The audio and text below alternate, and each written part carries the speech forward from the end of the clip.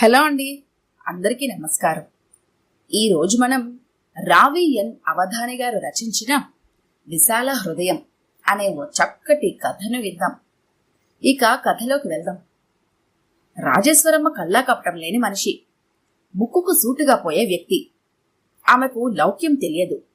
ఏ విషయమైనా ఎవరితోనైనా నిర్మోహమాటంగా మాట్లాడుతుంది. నిగర్వి, దాన ధర్మాలు విరివిగా చేస్తుంది. ఆమె వయసు 65 సంవత్సరాలు. మనిషి ఆరోగ్యంగా ఉంటుంది. ఆమెను చూసిన వారెవరూ ఆమెకు అంత వయసు ఉంటుంది అనుకోరు.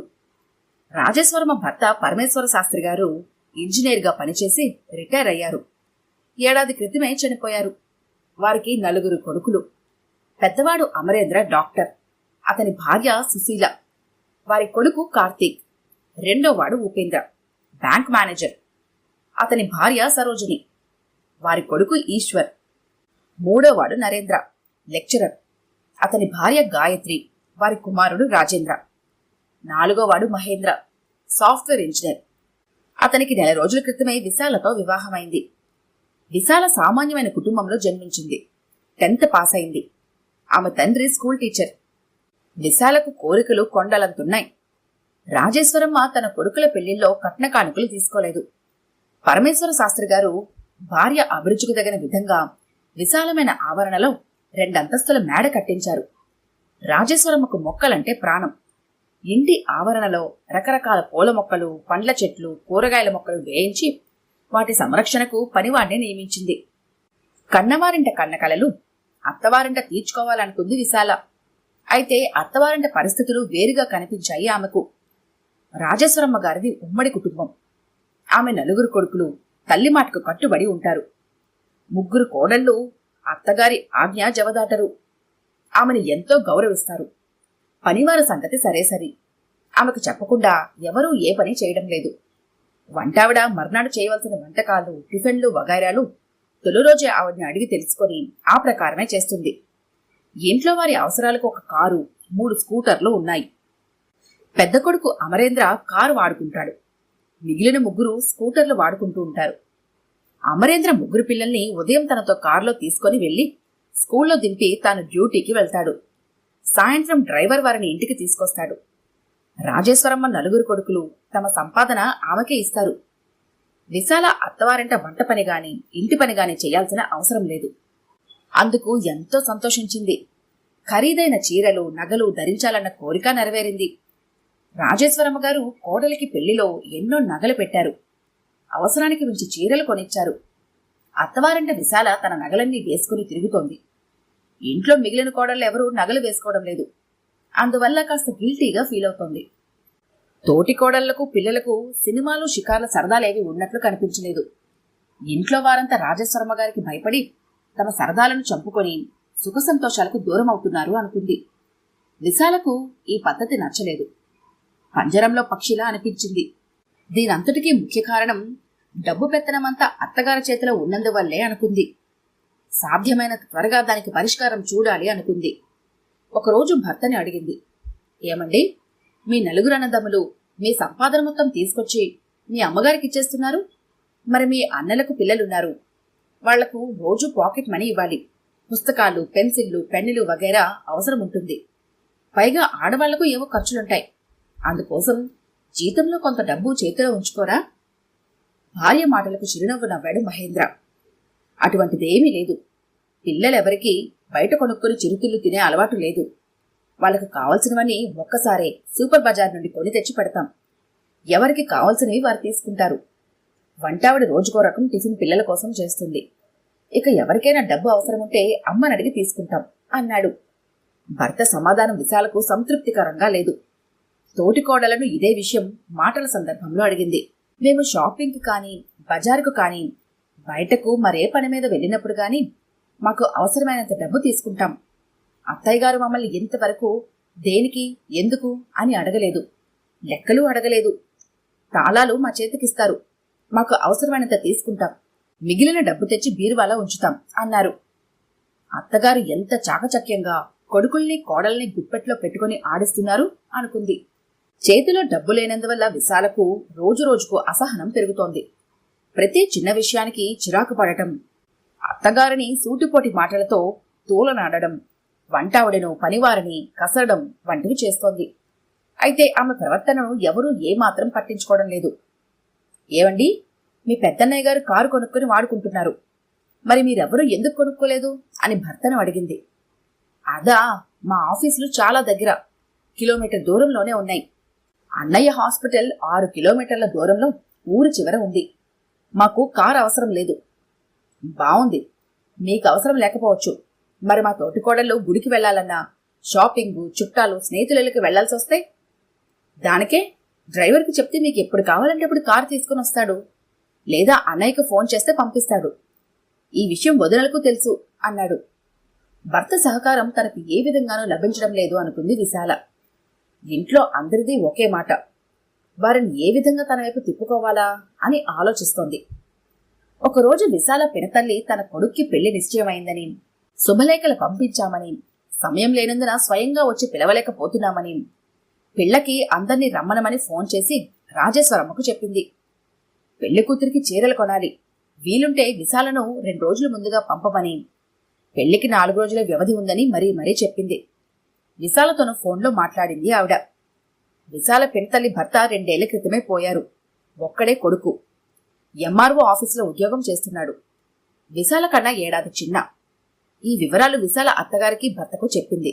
విశాల భర్త అత్తగారు ఆమెను మర్నాడు ఉదయమే వెళ్లమన్నారు. వీలు చూసుకొని ముహూర్తం వేళకు మహేంద్ర వస్తానన్నాడు. రాత్రి భోజనాల దగ్గర మీ తమ్ముడికి గిఫ్ట్ ఏమిద్దామనుకుంటున్నావు అని భార్యను అడిగాడు మహేంద్ర. జవాబు చెప్పడానికి తటపటాయించింది విశాల. చిన్నపిల్ల, అమ్మాయికేం తెలుసురా, ఏమిస్తే బాగుంటుందో నువ్వే చెప్పు అంది రాజేశ్వరమ్మ. నేను చెప్పనా అంది సుశీల నవ్వుతూ. తమ్ముడిని పెళ్లికొడుకు చేసినప్పుడు అక్క రెడీమేడ్ సూట్ ఇస్తే బాగుంటుంది అంది సుశీల. ఆమె సలహా అందరికీ నచ్చింది. అవును, నేను అదే అనుకున్నాను. చూడు విశాల, మీ తమ్ముడిని బజార్కి తీసుకెళ్లి సుమారు 5-6 వేలలో మంచి రెడీమేడ్ సూటు అతనికి నచ్చిన కలర్ కొనివ్వు అన్నాడు. భర్త మాటలను ముందు నమ్మలేకపోయింది. తరువాత ఆనందంతో ఉబ్బి తబ్బిబ్బయింది. తమ్ముడికి 6-700లో రిస్టాచి కొనిస్తే బాగుంటుంది అనుకుంది. ఇంకా నయం, బయటకు చెప్పలేదు అని సిగ్గుపడింది. భోజనాలయ్యాక రాజేశ్వరమ్మ పెద్ద కోడల్ని పిలిచి ఊరికి వెళ్లడానికి ఎంత డబ్బు కావాలో విశాలకు ఇవ్వమని బీరువా తాళాలు ఇచ్చింది. సుశీల బీరువా తెరిచి ఎంత కావాలి అని విశాలను అడిగింది. విశాలకు ఏం చెప్పాలో అర్థం కాక తికమక పడింది. 10,000 చాలా, ఇంకా ఎక్కువ కావాలా అంది. చాలు చాలు అంది తడబడుతూ. రాజేశ్వరమ్మ మర్నాడు ఉదయం డ్రైవర్ని పిలిచి ట్యాంక్ నిండా పెట్రోల్ పోయించుకురమ్మని చెప్పింది. విశాల, కారు తీసుకుని వెళ్ళు. పెళ్ళయ్యే వరకు కారు నీ దగ్గరే ఉంచుకో, అవసరం ఉండవచ్చు. డ్రైవర్ ఉన్నాడు కనుక పర్వాలేదు అంది.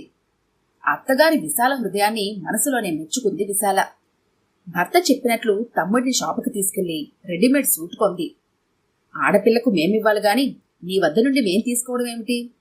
అయినా 5,000 పెట్టి కొనడం ఏమీ బాగాలేదమ్మాయి. అల్లుడుగారికి అత్తగారికి విషయం తెలిస్తే ఏం బాగుంటుంది చెప్పు అంది విశాల పినతల్లి.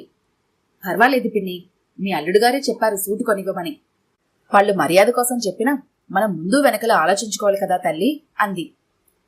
పెళ్లి భవానీపురం రాజరాజేశ్వరి కళ్యాణ మండపంలో. ఆడపిల్లవారు వీరి కోసం రానుపోను మినీ బస్సు ఏర్పాటు చేశారు. పెళ్లి రోజు ఉదయం విశాల, ఆమె తల్లిదండ్రులు, పిన్ని కొడుకు కారులోనూ, మిగిలిన వారు మినీ బస్సులోనూ భవానీపురం బయలుదేరారు. కారు గ్రామం పొలిమేర చేరేసరికి అమ్మగారు వస్తున్నారు అని గ్రామవాసులు కారును చూసి వెంబడించారు. కళ్యాణ మండపం వద్దకు చేరుకునేసరికి ఒక నడివయస్కుడు కారు వద్దకు వచ్చి, నమస్కారమమ్మా, నేను గుర్తున్నానా? అత్తయ్య గారు చిన్నబాబు గారు రాలేదా అన్నాడు కారులోకి తొంగి చూసి. నమస్కారం, మీరు శాస్త్రి గారు కదూ? అత్తయ్య గారు వాళ్ళు రాలేదండి, నేను పెళ్లికొచ్చాను. మా పిన్ని కొడుక్కి పెళ్లి, ఇతనే పెళ్లి కొడుకు. అమ్మా నాన్నగారు పిన్ని వచ్చారు అంది కారులోంచి దిగుతున్న వారిని చూపిస్తూ. విశ్వనాథ శాస్త్రి అందరికీ నమస్కరించాడు. మీరు కూడా పెళ్లికొచ్చారా శాస్త్రి గారు అంది విశాల. లేదమ్మా, నేనుండేది ఇక్కడే. మీ వాళ్ల ఇల్లు పొలాలు తోటలు అన్నీ ఇక్కడే ఉన్నాయి. వాటన్నింటినీ నేనే చూస్తున్నాను. పదండమ్మా, మన ఇంటికి వెళ్దాం, అక్కడైతే మీకు అన్ని సౌకర్యాలు ఉంటాయి అన్నాడు. ఇంతలో పెళ్లికూతురు తల్లిదండ్రులు మేనమామ కారు వద్దకు వచ్చారు. మా యజమానురాలు రాజేశ్వరమ్మ గారి కోడలివిడ. వారు ఆమె తల్లిదండ్రులు. పెళ్లికొడుకు పెద్దల్లి, పెదనాన్నగారు. వీరంతా రాజేశ్వరమ్మ గారి లోగిల్లో ఉంటారు. వీళ్ల బంధువులు ఎవరొచ్చినా అక్కడికే పంపండి. విడిదిల్లు అదే అన్నాడు శాస్త్రి. అలాగేనమ్మా, కాఫీ ఫలహారాలవి ఇక్కడికే తెస్తాం అన్నారు పెళ్లి పెద్ద. దేవాలయానికి 100 గజాల దూరంలోనే ఉంది రాజేశ్వరమ్మ గారి ఇల్లు. ఇంటి ముందు విశాలమైన ఆవరణ. అందులో ఒక పక్క రేకుల షెడ్డు, దానిలో ట్రాక్టర్, వ్యవసాయ పనిముట్లు. ఇంటి వసారాలో 4 అడుగుల ఎత్తులో విశాలమైన అరుగులున్నాయి. మండువ వాకిలి ఇల్లు. మొత్తం 10 గదులున్నాయి. అందులో 4 గదులకు ఆధునిక సౌకర్యాలు కల్పించబడ్డాయి. అవి రాజేశ్వరమ్మ గారి కుటుంబ సభ్యుల కోసం. వెనుక పక్క 3 గదులు విశ్వనాథ శాస్త్రి కుటుంబం వాడుకుంటున్నారు. ఒక గదిలో మధ్యలో నిలువెత్తు ఐరన్ సేఫ్ ఉంది. మండువాలోని వసారాలో ధాన్యం బస్తాలు నెట్టు వేసి ఉన్నాయి. పల్లెటూరులో అంత పెద్ద ఇల్లు, అన్ని సౌకర్యాలు ఉండటం చూసి విశాల విస్తుపోయింది. ఆమెకు ఈ విషయాలు తెలియవు. శాస్త్రి తన భార్య, పిల్లల్ని పరిచయం చేశాడు. కోడలు వాళ్ళొచ్చిన విషయం రాజేశ్వరమ్మ గారికి ఫోన్ చేసి చెప్పాడు శాస్త్రి. వారికి ఏ విధమైన అసౌకర్యం కలగకుండా చూడమని రాజేశ్వరమ్మ చెప్పింది. విశాల అత్తగారితో మాట్లాడింది. ఎంతో ఉత్సాహంగా ఉందని, తనకు ఇక్కడికి వచ్చే వరకు విషయం తెలియదని చెప్పింది.